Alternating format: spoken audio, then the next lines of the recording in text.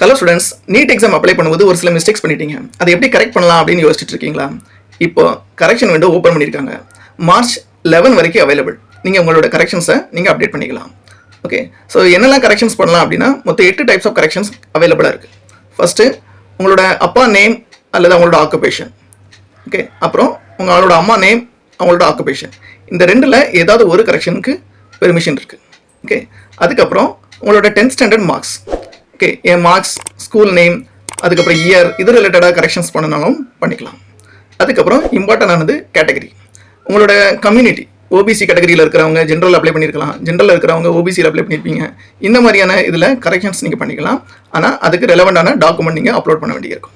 Okay, அதுக்கப்புறம் உங்களோட signature நீங்கள் சேஞ்ச் பண்ணிக்கலாம். அப்புறம் ஸ்டேட் ஆஃப் எலிஜிபிலிட்டியை நீங்கள் சேஞ்ச் பண்ணிக்கலாம்.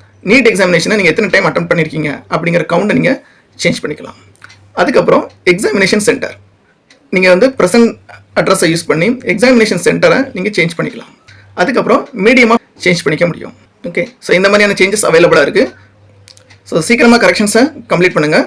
இந்த இன்ஃபர்மேஷன் உங்கள் ஃப்ரெண்ட்ஸ் கூட ஷேர் பண்ணுங்கள். தேங்க்யூ.